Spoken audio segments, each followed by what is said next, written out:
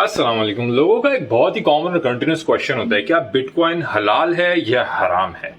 तो ये क्वेश्चन मैं वीडियो में आप लोगों से पूछूंगा और मैं आप लोगों के सामने दो सिनेरियोज रखूंगा, बिटकॉइन को और फिएट करेंसी को कंपेयर करूंगा और फिर आप लोग मुझे बताएं क्या है। ना मैं क्वालिफाइड मुफ्ती हूं, आप लोगों में से भी 99% लोग क्वालिफाइड मुफ्ती नहीं है। अगर आप लोग इस सवाल का बेहतर जवाब जानना चाहते हैं तो किसी क्वालिफाइड फाइनेंशियल मुफ्ती के पास जाएं और उससे बेसिकली इसका फतवा लें।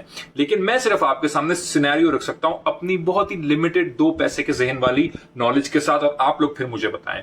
सबसे पहले हम फिएट करेंसी की बात करते हैं। डॉलर, रुपीज, दरहम, दिनार, जो पाउंड स्टर्लिंग, फिएट करेंसीज, ठीक है। फिएट करेंसीज की अनलिमिटेड सप्लाई है। एक मशीन है, वो इसको छापती है। ये कागज है, जितना दिल चाहे ये छाप सकते हैं। यूएस में फेड्स होते हैं, वो डिसाइड करते हैं कि कितना ये छपेगा based on certain criterias and standards जो सिर्फ उनको ही पता है।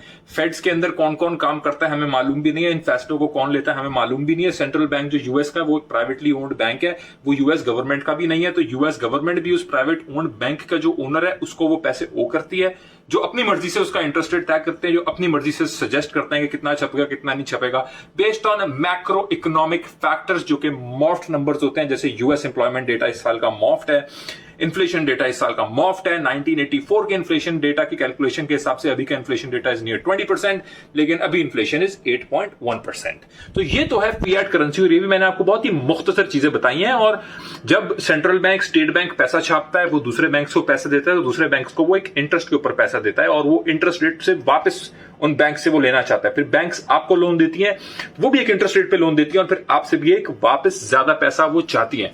तो जितना पैसा एक्चुअली इकोनॉमी में छपता है उससे ज्यादा वो मांगते हैं। जाहिर है उतना पैसा तो इकोनॉमी में नहीं है, तो वो एट द एंड आपके एसेट्स, आपका गोल्ड, आपका प्लॉट, आपकी जमीन, ये सब हथियाते हैं, आपके फ्रीडम हथियाते हैं।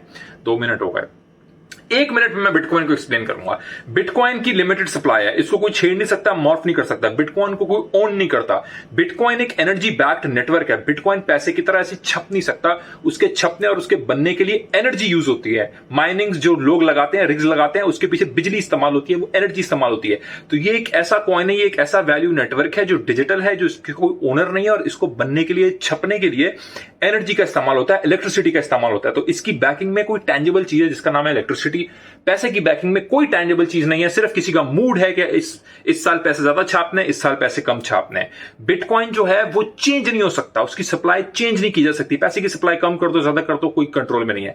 बिटकॉइन इटसेल्फ छपने के लिए और आपके पास आने के लिए और उसकी ट्रेडिंग के अंदर कोई इंटरेस्ट रेट मौजूद नहीं है, कोई इंटरेस्ट का निजाम मौजूद नहीं है। आपने बिटकॉइन को वापस बिटकॉइन नहीं देना, वो आपका है, आपकी मलकियत है, आपसे कोई ले भी नहीं सकता। हाँ, लेवरेज ट्रेडिंग जो लोग इस पे करते हैं, that is a different story.